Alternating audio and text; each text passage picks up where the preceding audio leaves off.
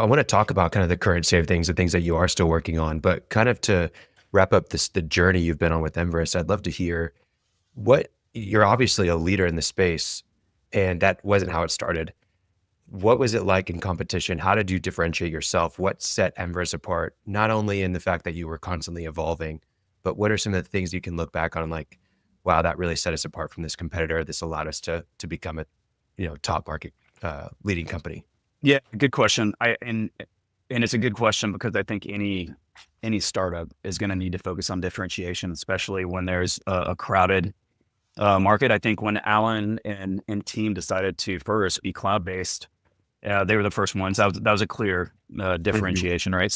Anybody could pay $99 a month and just go online and see where people were filing permits. That was part one. I think part two, if you look as we started to scale, I mean, we were under $1 million in revenue when I started, but as we started to scale up and we started to add employees and became a real company and had to focus on and started running into, because look, every startup, there's a little bit of a honeymoon period where you're not running into any of the larger competitors because you find a niche use case and you go after that niche use case, and there's generally people, it's normally low cost and people will pay for it. The challenge is continuing to scale that so that you can reinvest back into the business to build better and new things, and stay profitable and all of those good things. But I'd say for us, differentiation that really allowed us to scale is staying very close with our clients. So, Brent, if you think back in the day, we were a customer-centric organization. All of our customer-facing reps were spending a ton of time. That's the product development. Those are the product development ideas that came back. That was a clear differentiation. But again, in the spirit of this podcast, land for us, if you want to get tactical as far as the data sets, was a very clear differentiator. If you look at the competitors, the data competitors back then, almost no one was focusing on land. And then all of a sudden, hard is hard to follow. So aggregating all of those, I think we got upwards of, between 5 and 10 billion leases in our system, going and trying to pull 5 or 10 million leases. And even back then, sending people to the courthouses, which was the only way you could get it. Some of those are digitized today. Yeah. But building a team to digitize, go get them, boots on the ground, and then come back and digitize, like that was hard to do.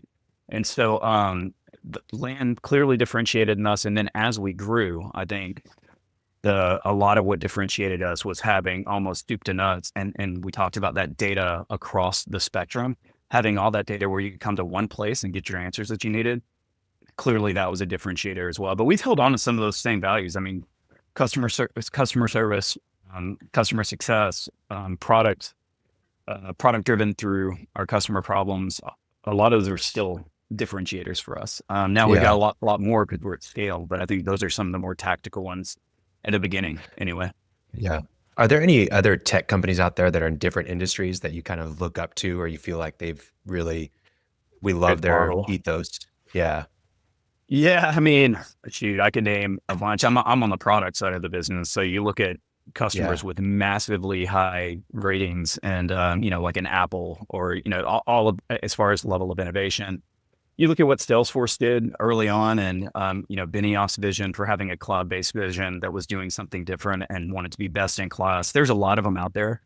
It's wild to say that we are the largest SaaS business in the world focused on energy. So at that point, just saying that now is crazy because there aren't a lot out there that do exactly what we do, which is cool, right? But I think there's a lot of those.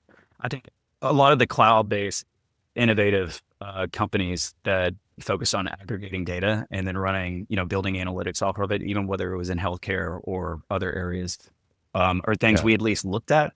But we always said we're always going to be in energy, and energy is our focus. Yeah. We're not going to expand out of energy, and I think that's also somewhat unique to what we do.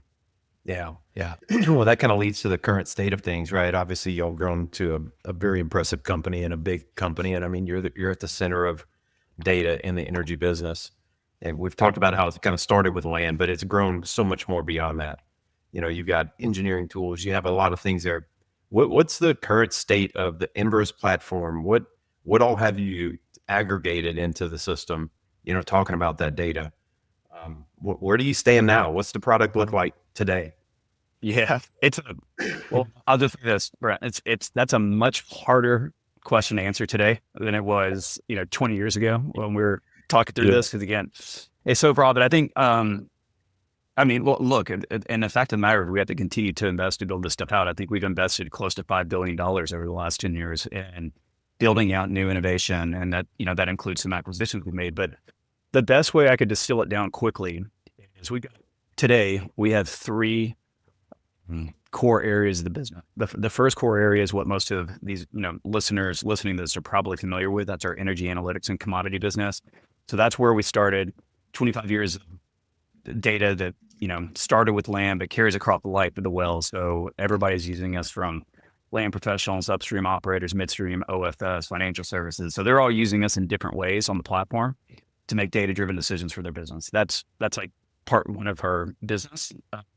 Part two, which another third of our business now, is what we're calling an energy network application. So that's where we got 40,000 suppliers facilitating source to pay for nearly 85% of all digital spend. So we got almost, Open Invoice is the flagship product there. We've got close to 300 billion a year that flows through that network. So that's kind of the second piece. And then the third aspect now is what's newest to our portfolio. That's power and energy transition. So we've invested heavily over the last, I think we've made close to 7 acquisitions just in the last few years. And essentially thinking about looking to run that playbook back that we were in with oil and gas 20 plus years ago, and almost doing the same thing on the energy transition side. So if you look at those 3 areas of the business, and now granted, what's challenging is that even within our energy networks or energy analytics and commodity business, we talked about a landman using that, or, somebody, it could be a reservoir engineer, or it could be a geologist, or it could be somebody in the financial service community. Everybody has a different use case. There's literally 1,000 different use cases that you could run. So that sometimes makes it challenging to articulate what we do, depending on who you're talking to. But I think those 3 areas are kind of where we stand today. And, we're about a $600 million business. And we've got about 2,000 employees, 30 different offices globally. And so that support all those different aspects. Yeah. Well, to your point, everybody, that this information is there, how you use it, is really where the value is. Yeah.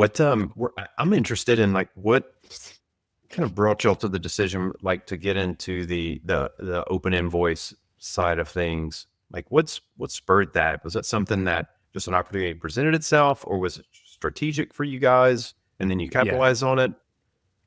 Extremely strategic. I'd say any acquisition, Enverus has made quite a few acquisitions in the last 20 years, but every acquisition for us is going to be strategic, and it's generally either going to be, we're acquiring data, we're acquiring technology, or we're acquiring intellectual capital.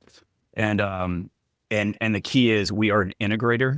We don't buy things to bolt on. So we want to figure out how to leverage the value. And I'll say most people, first of all, Oilex was a great business. I mean, it's something like we talked about. I think 400, 500 operators are using that operationally, and suppliers every single day. So that was interesting to us, being on the operational side of the business. But more importantly, think about the data. Think about the data that flows through when you're talking about that, 300 billion in spend that we could help educate people on. And so that was a combination of data versus another side of the business that we felt like we should know more about and be into. And we've clearly added even onto that piece of the business. And we're, the most recent acquisition that we made was Bid Out. And so we wanted to be more comprehensive around sourcing and helping people on the sourcing part of the source to pay journey. So we'll continue to innovate there, but it made sense for us for sure.